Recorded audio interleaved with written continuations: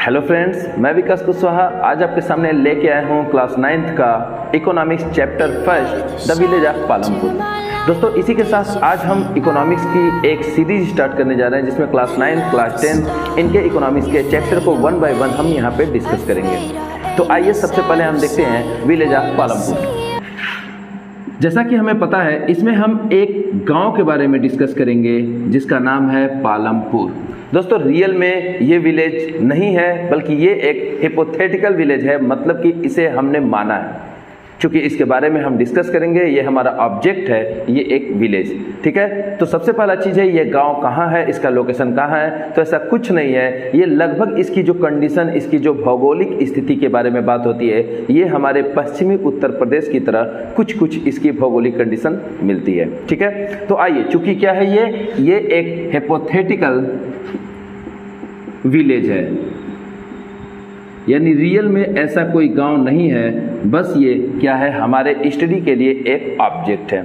ठीक है दोस्तों, इस चैप्टर के स्टार्टिंग में हम देखते हैं कि पालमपुर के पड़ोसी गांव जो नेबर विलेज है, इसका नाम है रायगंज। और अगर हम बात करते हैं सेम नेबर अगर टाउन के बारे में, तो यहाँ पे हम देखते हैं शाहपुर। ठीक है दोस्तों, ये पड़ोसी विलेज और पड़ोसी ये टाउन के बारे में यहाँ पे इस चैप्टर में दिखाया गया है।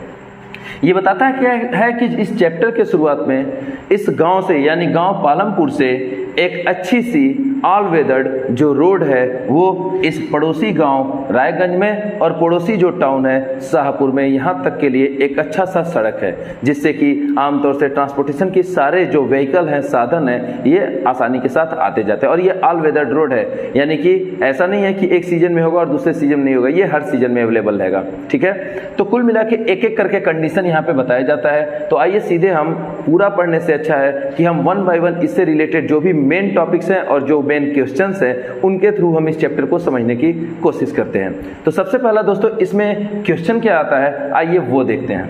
दोस्तों, हम इसमें देखते हैं सबसे पहला जो क्वेश्चन हमारे सामने आता है वो है, is Palampur A developed village? क्या पालमपुर एक डेवलप्ड गांव है? यस और नो। अगर है तो क्यों है, अगर नहीं है तो क्यों है। आइए इनके कंडीशन को हम देखते हैं। देखिए, सबसे पहला तो इसका जवाब होगा हाँ, पालमपुर जो है ये एक डेवलप्ड विलेज है। क्यों? क्योंकि जैसा कि हम इसमें देखते हैं बहुत सारी चीज़ें हैं। पहला, सबसे पहले जो मैंने अभी बताया कि यहाँ से ऑल वेदर्ड रोड मौजूद है, ऑल वेदर्ड रोड मौजूद हैं जो कि पड़ोसी गांव रायगंज और पड़ोसी टाउन शाहपुर से इस गांव को कनेक्ट करता है। और अगर ऑल वेदर्ड रोड है, ऑल वेदर्ड का मतलब क्या हुआ, जाड़ा, गर्मी, बरसात, हर मौसम में ये अवेलेबल रहेगा। ऐसा नहीं होगा कि बरसात के टाइम में ये जो सड़क है वो बह जाए पानी के रफ्तार से, ऐसा कुछ नहीं होने वाला। तो ये ऑल वेदर्ड रोड है और इस वजह से यहाँ पे ट्रांसपोर्टेशन की उत्तम व्यवस्था है, यानी कि अगर सड़क अच्छी है तो ट्रांसपोर्टेशन की सुविधा उपलब्ध है। सेकेंड पॉइंट हम देखते हैं कि इस गांव में इलेक्ट्रिसिटी अवेलेबल है। इलेक्ट्रिसिटी, जी हाँ दोस्तों, इस गांव में इलेक्ट्रिसिटी की सुविधा है। और अगर इलेक्ट्रिसिटी है तो इस इलेक्ट्रिसिटी की वजह से यहाँ पे ट्यूबवेल और इसकी वजह से इस गांव में इरिगेशन यानी सिंचाई आसानी के साथ गांव के लोग कर सकते हैं। तो हम कह सकते हैं कि यहाँ पे सिंचाई की भी सुविधा मौजूद है। किसकी वजह से? इलेक्ट्रिसिटी की वजह से। नेक्स्ट, चूंकि यहाँ पे इलेक्ट्रिसिटी है तो इलेक्ट्रिसिटी की वजह से कुछ स्मॉल स्केल इंडस्ट्रीज भी अवेलेबल हैं। स्मॉल स्केल इंडस्ट्रीज भी इन गांव के लोगों के लिए क्या है, अवेलेबल हैं। जैसे कि छोटी मोटी स्तर की अगर हम इंडस्ट्रीज की बात करते हैं तो ये भी ये लोग, जैसे कि हम कह सकते हैं जो बिजली से चलने वाली मशीनें हैं, जैसे आटा चक्की हो गया, यानी flour mill, sugarcane crusher, ऐसे इस टाइप की मिल जहाँ पे गन्ने को क्रश किया जा सके, उसका रस निकालने के लिए, जूस निकालने के लिए, तो इस टाइप के छोटे मोटे इंडस्ट्रीज भी अवेलेबल हैं। फिर हम बात करते हैं अगर एजुकेशन की, तो जी हाँ, यहाँ पे एजुकेशन की सुविधा भी मौजूद है, क्योंकि इस चैप्टर में हम देखते हैं कि यहाँ पे एक प्राइमरी स्कूल भी अवेलेबल है और साथ ही साथ और यहाँ पे सीनियर सेकेंडरी स्कूल भी मौजूद है। ठीक है, तो प्राइमरी एंड सीनियर सेकेंडरी भी मौजूद है, यानी कि यहाँ पे दो स्कूल मौजूद हैं जिसकी वजह से यहाँ पे पढ़ाई की भी उत्तम व्यवस्था है। अगर आगे बढ़े हेल्थ की बात करते हैं दोस्तों, तो यहाँ पे इस चैप्टर में हम देखते हैं कि यहाँ पे एक जो है प्राइवेट डिस्पेंसरी भी मौजूद है, प्राइवेट डिस्पेंसरी भी मौजूद है, और साथ ही साथ दूसरे स्थान पे हम ये देख सकते हैं कि गवर्नमेंट यहाँ पे एक जैसे होता है प्राथमिक उपचार केंद्र, उस टाइप का एक गवर्नमेंट हॉस्पिटल्स भी अवेलेबल है। तो ओवरऑल हम देख सकते हैं कि यहाँ पे हेल्थ की भी सुविधा मौजूद है। ठीक है दोस्तों, इस गांव के बारे में थोड़ा सा और डिस्कस करते हैं। यहाँ पे 450 परिवार हैं और इन 450 परिवार में 80 परिवार ऐसे हैं जो कि क्या हैं, अपर कास्ट के हैं। 80 फैमिलीज ऐसे हैं जो कि अपर कास्ट के हैं, और अपर कास्ट के जो भी घर हैं, इन लोगों के जो घर हैं ये कैसे हैं, ये पूरी तरह से ब्रिक से बने हुए हैं और साथ ही साथ ये पूरी तरह से प्लास्टर्ड भी हैं। ठीक है, तो इस तरह से हम देखते हैं कि इस गांव को हम डेवलप कह सकते हैं। जी हाँ, क्योंकि डेवलपमेंट के लिए क्या जरूरी है, एक रोड जरूरी है जी, यहाँ पे ट्रांसपोर्टेशन मौजूद है, तो ये डेवलपमेंट का पहला सबूत है। दूसरा, इलेक्ट्रिसिटी मौजूद है जिसकी वजह से ट्यूबवेल, इरिगेशन ये सब काम भी होता है। तीसरा कह सकते हैं स्मॉल स्केल इंडस्ट्रीज मौजूद है। फोर्थ, एजुकेशन की सुविधा है। और फिफ्थ कहते हैं यहाँ पे मेडिकल फैसिलिटीज भी अवेलेबल है। तो ओवरऑल हम कह सकते हैं कि जी हाँ, पालमपुर जो है एक डेवलप्ड विलेज है। ये एक इंपॉर्टेंट क्वेश्चन है जो इस चैप्टर का पहला क्वेश्चन। दोस्तों जैसा कि हम देख सकते हैं ये चैप्टर जो है स्टार्टिंग बेसिक मतलब बिल्कुल है, तो इसमें ज्यादा से ज्यादा जो भी इंपॉर्टेंट क्वेश्चन आ सकते हैं या मेन जो भी पॉइंट्स हैं उनके बारे में हम वन बाय वन डिस्कस करते हैं। तो ये हुआ फर्स्ट क्वेश्चन या फर्स्ट टॉपिक कर सकते हैं। नाउ नेक्स्ट हम सेकेंड पॉइंट की बात करते हैं, वो है फैक्टर ऑफ ऑर्गेनाइजेशन, मतलब कौन कौन से फैक्टर ऑर्गेनाइजेशन के लिए हो सकते हैं। दोस्तों अगर आप सिंपल सा बात करें, अगर आपको कोई फैक्ट्री स्टार्ट करना है तो आप सोचिए आपको सबसे पहले किन चीज़ों की जरूरत होगी। सबसे पहले दोस्तों अगर हम बात करें तो इसमें जरूरत होती है लैंड, जमीन की। जी हाँ, जमीन का मतलब क्या क्या, सिर्फ जमीन ही नहीं है बल्कि एक ऐसा जमीन जहाँ पे आसपास में रॉ मटेरियल, यानी जिस चीज़ का हमें ऑर्गेनाइजेशन स्टार्ट करना है, फैक्ट्री खोलनी है, जैसे अगर सपोज करो हम शुगर मिल खोलते हैं तो उसके पास में ऐसे जगह शुगर मिल खोलेंगे जहाँ पे आसानी से हमें शुगर केन मिल सके, यानी पास में शुगर केन अवेलेबल है, तो वही होता है रॉ मटेरियल। दूसरा चीज़ यहाँ पे इंफ्रास्ट्रक्चर कैसा है, यानी कि रोड, बिजली, ये सब कुछ मिला के कहते हैं इंफ्रास्ट्रक्चर कैसा है, ये सही है कि नहीं है।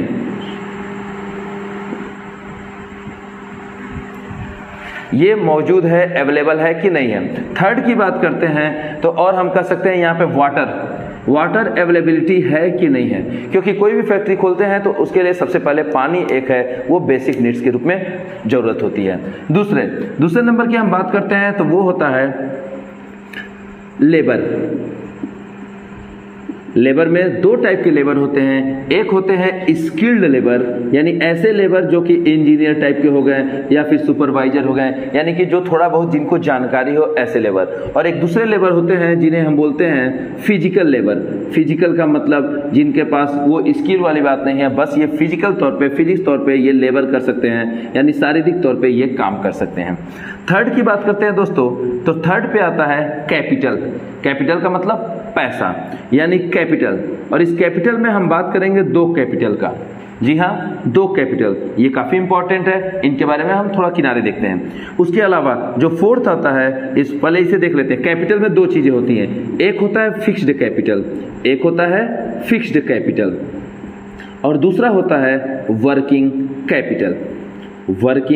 कैपिटल। अब और फोर्थ नंबर पे आता है ह्यूमन रिसोर्स, जो कि नेक्स्ट चैप्टर ही है, उसमें हम अच्छे से इसे देखेंगे। सेकेंड चैप्टर में इसको डिस्कस करेंगे। ह्यूमन रिसोर्स का मतलब आप ये समझ सकते हैं कि हम कह सकते हैं इंसानों के द्वारा जो क्या टेक्निकल फॉर्मेशन हुआ है, जो इंसानों ने अपने दिमाग से, अपने नॉलेज, ये कह सकते हैं आप नॉलेज, इस नॉलेज की वजह से जो इन्होंने इंप्रूवमेंट किया है, उसे हम ह्यूमन रिसोर्स की बात करते हैं। जब भी ह्यूमन रिसोर्स आए तो समझ लीजिएगा नॉलेज, ठीक है। बाकी सेकंड चैप्टर में इसके बारे में अच्छे से डिस्कस करेंगे। अब इसमें आता है फिक्स्ड कैपिटल और वर्किंग कैपिटल। देखो दोस्तों, ये एक इंपॉर्टेंट क्वेश्चन है। अक्सर एग्जाम में क्या पूछता है, एग्जाम में ये पूछता है कि डिफरेंस बताइए किसमें fixed capital and working capital. ये मोस्ट इंपॉर्टेंट क्वेश्चन है इस चैप्टर का।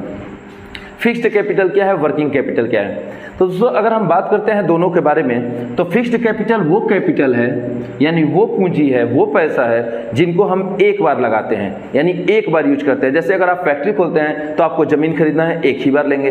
बिल्डिंग बनवाना है, मशीन्स हैं, ऑपरेटर्स हैं, ये एक बार खरीदेंगे। ऐसा नहीं है कि इस साल प्रोडक्शन हुआ, अगले साल करना होगा तो हम बिल्डिंग को गिराएंगे, फिर से दोबारा बिल्डिंग बनाएंगे, ऐसा नहीं है। वो एक बार बिल्डिंग बन गया वो हमेशा अवेलेबल रहेगा, एक बार फैक्ट्री बन गया वो हमेशा अवेलेबल रहेगा।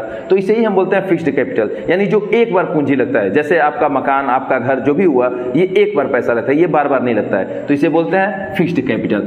जैसे कि एग्जांपल में आएगा वो पैसा, वो पूंजी जो कहाँ लगता है, जो लगता है जैसे कि बिल्डिंग हुआ, जो कि खर्च होता है जैसे कि जमीन लेना हुआ, जैसे कि मशीन्स हुए, जैसे कि इक्विपमेंट्स हैं, ये जो भी पैसा लगेगा एक बार लगेगा, इसे बार बार जरूरत नहीं होती है। They are the fixed capitals. और दूसरी तरफ अगर हम बात करते हैं वर्किंग कैपिटल की, तो वर्किंग कैपिटल वो कैपिटल होता है जो हमारे डेली टू डेली नीड्स को पूरा करता है। डेली टू डेली नीड्स को जो पूरा करे उसे हम बोलते हैं क्या, वर्किंग कैपिटल, जो हमारे रोज की जरूरत को पूरा करता है। जैसे इसके अंतर्गत आता है, अगर हम कहें इलेक्ट्रिसिटी, सबसे सिंपल से अगर हम बात करते हैं तो इलेक्ट्रिसिटी बिल, बिजली का बिल तो देना ही है, ऐसा तो नहीं है एक बार दे दिया और जिंदगी भर के लिए हो गया, नहीं, इलेक्ट्रिसिटी बिल देना ही है। अगर हम बात करते हैं रॉ मटेरियल खरीदेंगे तो उनको तो पैसा देना ही है। नेक्स्ट अगर हम बात करते हैं कि अगर लेबर सबकी सैलरी हुई, वर्कर की सैलरी हुई, इनके लिए तो पैसा चाहिए ही चाहिए, तो ये ETC, यानी कि फ्यूल हो गया, फ्यूल भी इसके अंतर्गत आ सकता है कि जो भी मशीनें चलेंगी उनके लिए जो ईंधन होगा, तो इन सब के लिए डेली हमारे पास कुछ पैसा होना चाहिए जो कि डेली टू डेली हमारी जरूरतों को पूरा करे, और इसी को हम लोग बोलते हैं दोस्तों working capital, that is the fixed capital. तो ये एक बहुत ही इंपॉर्टेंट चीज है, इसको आप आसानी से देख सकते हैं। आइए अब हम आगे बढ़ते हैं। अब हम देखते हैं अगला जो टॉपिक है, लैंड इज फिक्स्ड। कहने का मतलब क्या है? कहने का मतलब यह है कि गांव में या कहीं भी अगर हम देखते हैं तो आबादी जो है, पॉपुलेशन है, काफ़ी तेज़ी के साथ बढ़ती जा रही है, ठीक है। तो इस गांव में भी ऐसा ही है, जनसंख्या तो बढ़ती जा रही है, जनसंख्या के हिसाब से जो ज़मीन है, ज़मीन देखिए जनसंख्या तो बढ़ रही है लेकिन ज़मीन तो फिक्स है, ज़मीन तो बढ़नी नहीं है। तो वही कहता है कि पॉपुलेशन इज ग्रोइंग, पॉपुलेशन तेज़ी से बढ़ रहा है, ठीक है, लेकिन जो ज़मीन की हालत ये है, पॉपुलेशन ग्रोइंग है लेकिन जो ज़मीन है, ज़मीन तो बिल्कुल जस का तस स्टेबल है, ठीक है। अब ऐसे सिचुएशन में इस पॉपुलेशन के लिए जो डिमांड्स होगा किसका, ग्रेन का, अनाज का, वो कहाँ से आएगा? इनके लिए जो रोजगार होगा, व्यवसाय होगा, खेती होगा। जैसा कि हमें पता है गांव में सबसे ज्यादा क्या होता है, फार्मिंग होता है, खेती होता है, तो इनके लिए खेत कहाँ से आएगा, ठीक है। आमतौर से किसी भी गांव में जो मैक्सिमम लोग होते हैं वो क्या करते हैं, वो खेतों के ऊपर डिपेंडेंट होते हैं। इवन अगर हम भारत की बात करते हैं तो भारत हमारा एक ऐसा देश है जिसकी आधे से ज्यादा जो पॉपुलेशन है, यानी कि कहीं कहीं पे ये होता है कि 60 to 65% पॉपुलेशन है, ये पूरी तरह से डायरेक्टली और इनडायरेक्टली एग्रीकल्चर के ऊपर ही डिपेंड करता है। बल्कि इवन यहां तक कि जवाहरलाल नेहरू, इन्होंने तो ये भी बोल दिया था कि, या महात्मा गांधी, इन लोगों का यही स्टेटमेंट था कि हमारी जो रियल भारत है, असली भारत है, वो तो गांव में ही निवास करता है। कहने का मतलब यह है कि हम लोग पूरी तरह से एग्रीकल्चर के ऊपर बेस्ड हैं। तो जब यहाँ पे पॉपुलेशन बढ़ रहा है, जमीन जो है, जमीन बिल्कुल नहीं बढ़ रहा, तो फिर ये लोग एग्रीकल्चर खेती करेंगे कहाँ? और दूसरी तरफ जमीन के डिस्ट्रीब्यूशन की बात करते हैं। जमीन भी डिस्ट्रीब्यूशन क्यों? क्योंकि इनहेरिटेंस के रूप में जमीन जो है बाप की संपत्ति, इनहेरिटेंस का मतलब विरासत, आप ये कह सकते हैं विरासत, मतलब बाप की अगर कोई जमीन है और उसके 4 बेटे हैं, तो अगर सपोज करो एक आदमी है, उसके पास एक मतलब कह सकते हैं 1 हेक्टेयर खेत है, उसकी जिंदगी जैसे तैसे चल गई। लेकिन अगर उसके 4 बेटे हैं तो अब उस हेक्टेयर में से 0.25 इस तरह से सपोज करो ये 1 हेक्टेयर है। अब इसमें से जितने इनके बेटे होंगे उनके उतने हिस्से लगते जाएंगे। अगर 4 हैं तो फिर 4 टुकड़े लगेंगे, 0.25। अब इस 0.25 में से भी अगर इनके 3 बच्चे हैं या अगर इनके 5 बच्चे हैं तो फिर 0.5 इस तरह से हिस्से बढ़ते जाएंगे, यानी जमीन के छोटे छोटे टुकड़े होते जाएंगे और खेती की जो जमीन है वो काफी सीमित आकार में हो जाएगी। ये यहाँ की सबसे ज्यादा दिक्कत है। तो ऐसे सिचुएशन में यहाँ के लोग इस परेशानी से बचने के लिए कौन सा रास्ता अपनाते हैं? तो नेक्स्ट क्वेश्चन है 2 methods to grow more crops on the same land. कोई 2 मेथड जिसकी वजह से हम सेम जमीन पे ज्यादा से ज्यादा अनाज का प्रोडक्शन कर सकें, ठीक है। मोस्ट इंपॉर्टेंट क्वेश्चन है इस चैप्टर के लिए। तो इसमें जो सबसे पहला पॉइंट आता है, मतलब कोई ऐसा मेथड बताना है, तो देखिए 2 मेथड की हम बात करेंगे। सबसे पहला मेथड है जिसका नाम है multiple farming method. Multiple farming method, ठीक है दोस्तों। और दूसरा जो है उसका नाम है modern farming method, modern farming method, ठीक है दोस्तों। अगर हम बात करते हैं मल्टीपल फार्मिंग की बात करते हैं तो जहां पे एक कोई भी क्रॉप, अगर किसी जमीन पे अगर हम ये कहते हैं कि कहीं पे किसान या फार्मर्स, इफ फार्मर्स ग्रो, अगर हम इसका डिफिनीशन लिखें, farmers grow more than one crop on a land in 1 year, एक साल में अगर कोई किसान एक से ज्यादा अनाज का उत्पादन करता है तो हम क्या कहेंगे, या 1 क्रॉपिंग ईयर की बात करते हैं, 1 क्रॉपिंग ईयर, तो हम इसे बोलेंगे मल्टीपल फार्मिंग। क्या बोलेंगे? Multiple farming. या कहीं कहीं पे इसकी डिफिनीशन आपको ये मिल सकती है कि जब किसान जो है 2 या 2 से अधिक, तो एक से अधिक, मैंने बोला मोर देन वन का मतलब 2 ही होता है, तो कहीं कहीं पे ऐसे भी लिख सकता है कि 2 या 2 से अधिक अगर फसल उगाता है तो उसे बोलेंगे मल्टीपल फार्मिंग। और मैंने क्या बोला? मोर देन वन का मतलब 2 ही हुआ, बात वही है, ठीक है। तो अगर एक से ज्यादा फसल को अगर उगाता है एक क्रॉपिंग सीजन में एक ही जमीन पे, तो उसे हम बोलते हैं मल्टीपल फार्मिंग। और मल्टीपल फार्मिंग अगर हम पालमपुर की बात करते हैं तो पालमपुर के लोग एक तो वहां पे वीट, इसकी खेती करते थे, सेकंड नंबर पे आता है पैडी, धान, इसकी खेती करते थे, और थर्ड नंबर पे इन्होंने जिस फसल को अपनाया उसका नाम था पोटैटो, आलू की खेती करने लगे। और इस तरह से मल्टीपल फार्मिंग के द्वारा इनका सेम जमीन पे ज्यादा पैदावार ये लोग करते थे। और दूसरा हम बात करते हैं मॉडर्न फार्मिंग मेथड। देखो दोस्तों, मॉडर्न फार्मिंग की हम बात करते हैं तो इसकी शुरुआत होती है ग्रीन रिवॉल्यूशन से। जैसा कि हमें पता है ग्रीन रिवॉल्यूशन जो कि 1965 के बाद स्टार्ट हुआ था, ठीक है। इसको भारत में लाने वाले थे, मेन उनका श्रेय जाता है MS स्वामीनाथन को। और इस ग्रीन रिवॉल्यूशन के तहत हमारे भारत में खेती में एक तरह की क्रांति आ गई। लोग जो है लेटेस्ट चीजों को यूज करने लगे, मॉडर्न फार्मिंग मेथड अपनाने लगे, इसमें ये लोग केमिकल फर्टिलाइजर का यूज करने लगे। तो किसानों ने जो है दूसरा मेथड ये है कि ये लोग क्या करते हैं, लेटेस्ट चीजों को यूज करते हैं, मतलब using the latest technology and methods, और मेथड्स को जो है किसान यूज कर रहे हैं इस मॉडर्न फार्मिंग मेथड में। इसमें ये लोग क्या करते हैं, जो बीज बोते हैं वो बीज रहता है HYV सीड्स। HYV सीड्स का मतलब होता है high yielding varieties. High yielding varieties का मतलब ये एक तरह का अलग अलग बीजों को आपस में क्या करते हैं, क्रॉस करा के और एक नई उन्नत किस्म के बीज को उत्पन्न करना, ठीक है दोस्तों। इस तरह से ये लोग क्या करते हैं कि HYV सीड्स, 2 तरह के बीजों को आपस में क्रॉस करा के एक नई तरह की बीज को प्रोड्यूस करना, तो ये हाई यील्डिंग वैरायटीज या HYV सीड्स है। इसके अलावा केमिकल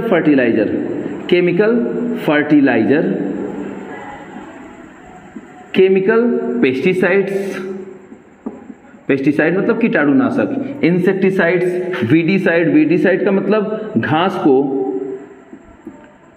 घास को खत्म करने वाला वीडीसाइड, जो कि घास को, खरपतवार को जलाने का काम करे, ठीक है। और ये लोग क्या करते हैं, इस मॉडर्न फार्मिंग मेथड में ज्यादा पानी की जरूरत होती है इस HYV सीड्स को, तो ये लोग बारिश के पानी के ऊपर डिपेंड नहीं करते हैं, ये लोग डिपेंड करते हैं किसके ऊपर, irrigation facilities such as the tubewell and pumping set. यानी मॉडर्न फार्मिंग मेथड में ये लोग बारिश के पानी के ऊपर डिपेंड नहीं करते हैं। इनके अलावा अगर हम बात करते हैं तो और ये लोग क्या लकड़ी के हल या इन इक्विपमेंट्स को यूज नहीं करते हैं। ये लोग क्या यूज करते हैं, लेटेस्ट टेक्नोलॉजी का मतलब आता है tractor, harvester, thresher, combine machine ETC, ठीक है दोस्तों। यानी कि कह सकते हैं कि ये एग्रीकल्चर में नए नए मेथड को यूज कर रहे हैं, नए नए टेक्नोलॉजी को यूज कर रहे हैं। हालांकि ग्रीन रिवॉल्यूशन जब स्टार्ट हुआ तो इसके वजह से काफी ज्यादा भारत में क्रांति हुई।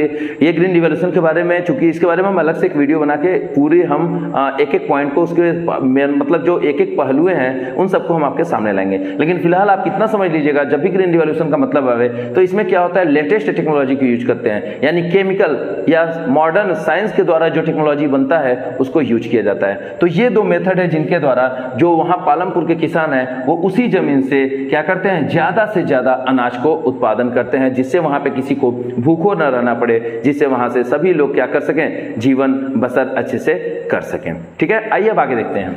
दोस्तों हम बात करते हैं 4 नॉन फार्मिंग एक्टिविटीज़ की, मतलब पालमपुर में कोई भी ऐसे 4 एक्टिविटीज़ बताइए जो कि नॉन फार्मिंग है, यानी कि खेती के ऊपर डिपेंड नहीं करते हैं। तो आइए अगर हम इनकी बात करते हैं तो 4 नॉन फार्मिंग एक्टिविटीज़ में ये भी एक इम्पॉर्टेंट क्वेश्चन है। यानी सबसे पहला हम देखते हैं डेयरी।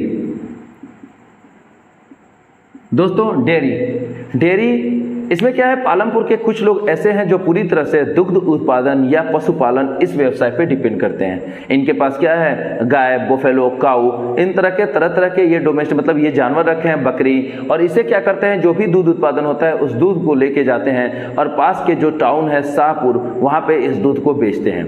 शाहपुर में अगर इस चैप्टर को आप अच्छे से देखते हैं लाइन बाय लाइन तो आप पाते हैं कि शाहपुर में एक व्यापारी है जो कि चिलिंग सेंटर यानी ठंडा घर ओपन करके रखा है। वो सारे लोगों के दूधों को, आसपास के जो भी लोग दूध ले जाते हैं, इनको अपने यहाँ चिलिंग सेंटर यानी ठंडा घर में रखता है और बदले में उनका पैसा जो होता है दे देता है। तो इस तरह से काफ़ी लोग ऐसे हैं जो कि डेयरी के ऊपर पूरी तरह से डिपेंडेंट है, यानी खेती से इनका कोई भी मतलब कोई भी रिश्ता नाता नहीं है क्योंकि इनके पास जमीन नहीं है, तो ये डेयरी के ऊपर डिपेंड करते हैं। ठीक है, नेक्स्ट नंबर पे आता है, हम कह सकते हैं स्मॉल स्केल इंडस्ट्रीज, जो पहले ही हम बोले थे स्टार्टिंग में ही, स्मॉल स्केल इंडस्ट्रीज। क्यों? क्योंकि यहाँ पे इलेक्ट्रिसिटी की सुविधा है और इलेक्ट्रिसिटी है तो स्मॉल स्केल इंडस्ट्रीज का मतलब इसके अंतर्गत आता है, जैसे हम कह सकते हैं व्हीट फ्लोर या फ्लोर मिल, आटा चक्की, या फिर और भी कह सकते हैं गांव में छोटे स्केल पे जो इंडस्ट्रीज होते हैं जैसे कि शुगरकेन क्रशिंग मशीन। इस चैप्टर को आप पढ़ते हैं तो इसमें क्या पाते हैं, एक पर्सन रहता है जिसका नाम है मिस्री लाल, और ये मिस्री लाल जो है ये क्या करता है, इसने शुगरकेन क्रशिंग मशीन ओपन किया है। सारे लोग जो हैं अपना शुगरकेन ले आके इन्हीं को बेचते हैं और ये उस शुगरकेन से क्या करता है, जो भी शुगरकेन को क्रश करके और जो भी उसमें से जूस या रस तैयार होता है उससे ये जैगरी यानी कि गुड़ का निर्माण करता है और मार्केट में इसे ले जाके बेचता है। तो इस तरह से क्या छोटे मोटे कुछ इंडस्ट्रीज भी हैं जो कि इन गाँवों के लोगों का मतलब जीविका चलाने का साधन है, उनके लाइवलीहुड का साधन है। 3rd नंबर पे हम कहेंगे कि शॉपकीपिंग। दोस्तों अगर इसकी बात करते हैं कि जैसा कि हम देखते हैं जिनका भी इस गांव में क्या है, जिनकी भी घरें सड़क की तरफ है यानी टुवर्ड्स द रोड है, जैसा हम लोग अपने आसपास में देख सकते हैं, जिनकी घरें सड़क की तरफ होती है वो क्या करते हैं, उसमें एक छोटी सी दुकान डाल सकते हैं। वैसे ही है इस गांव में जिन लोगों की भी घरें हैं वो सड़क के सामने हैं, उन लोगों ने क्या किया, उसमें छोटे मोटे दुकान खोल लिए और इन दुकानों में कोई बहुत ज्यादा ब्रांडेड या बहुत ज्यादा कॉस्टली सामान नहीं मिलते हैं, बल्कि इसमें वो सामान मिलता है जो कि आमतौर से डेली नीड्स वाली जो चीजें होती हैं जो गांव के लोगों के लिए जरूरी होती हैं। ठीक है, उन चीजों को ये लोग बेचते हैं। जैसे कि कह सकते हैं एग्जाम्पल में कुछ चीजें ऐसी आती हैं जैसे कि कैंडल की जरूरत है, बिस्किट हो चुका, और इसके अलावा सोप साबुन है, ऑयल तेल है, इस तरह की जो बेसिक चीजें हैं जो डेली टू डेली नीड्स है वो ये लोग बेचते हैं। ठीक है, तो कुछ घर ऐसे भी हैं जो शॉपकीपिंग करके अपना गुजारा, अपने परिवार का गुजारा कर रहे हैं, जिनके पास फार्मिंग की सुविधा या खेती अवेलेबल नहीं है। और 4th नंबर पे हम बात करते हैं ट्रांसपोर्टेशन। इंपॉर्टेंट है क्योंकि स्टार्टिंग में ही हमने बताया यहाँ पे क्या है, ऑल वेदर्ड रोड है। ऑल वेदर्ड का मतलब अच्छी सी सड़क है जो कि आसपास के शहर, आसपास के गांव से इस गांव को कनेक्ट करती है। तो ऐसे में कुछ लोग ऐसे हैं जो कि जीप या फिर कोई भी वाहन, कोई भी गाड़ी खरीद के ट्रांसपोर्टेशन के माध्यम से अपनी जीविका चला रहे हैं। ऐसे इस गाँव में एक आदमी का एग्जाम्पल दिया जिसका नाम है किशोर। ठीक है, अब ये क्या करता है, इसने एक बफेलो खरीदा है, वो भी सरकार के द्वारा लोन निकलवाता है, मतलब बैंक से एक लोन निकलवाता है एक स्कीम के तहत, और बफेलो खरीदता है। लेकिन इसके दूध को बेचने के बाद भी इसके पास पर्याप्त पैसा नहीं हो पाता अपने परिवार को अच्छे से चलाने के लिए। ऐसे सिचुएशन में ये लकड़ी की एक गाड़ी निर्माण कराता है और अपना बुफेलो कार्ट तैयार कराता है। बुफेलो में ऐड करता है कार्ट, बुफेलो कार्ट यानी कि हम कह सकते हैं कि भैंसा गाड़ी स्टार्ट करता है और हर सप्ताह में क्या करता है, एक बार गंगा नदी के तट पे जाकर वहां से मिट्टी को लाता है और उस मिट्टी को पॉटर यानी कि जो मिट्टी के बर्तन बनाने वाले लोग हैं उनको बेचता है और इस तरह से कुछ एक्स्ट्रा कमाई करता है। साथ ही साथ जो शुगर केन वाले लोग हैं इनको मिश्री लाल के या कहीं भी अगर शुगर केन बेचना है तो ये भी ट्रांसपोर्टेशन के लिए इनको पकड़ते हैं और इस तरह से उस दूध के अलावा भी इसको कुछ और भी एक्स्ट्रा इनकम हो जाता है जिससे ये अपने परिवार को अच्छे से चला सके। तो इस तरह से दोस्तों ये 4 जो है नॉन फार्मिंग एक्टिविटीज हैं। अब इस चैप्टर में अगर कोई भी क्वेश्चन कहीं से भी आ सकता है तो बस ये 4 से 5 ही क्वेश्चन है जो कि इंपॉर्टेंट है। अगर हम ओवरऑल कहें तो ये कहीं भी किसी भी एग्जाम में पूछे जाने वाले सिर्फ और सिर्फ यही क्वेश्चन है। इनके अलावा 1-2 छोटे मोटे पॉइंट है उनके बारे में भी हम डिस्कस कर लेते हैं। जैसे एक क्वेश्चन पूछा जा सकता है 1 हेक्टेयर जमीन क्या होता है।